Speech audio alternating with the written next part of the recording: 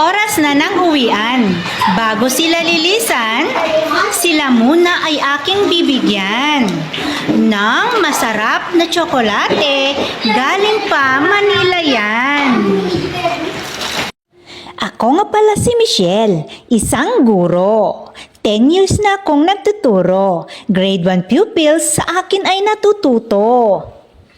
Bawat bata may tsokolate na maiuwi.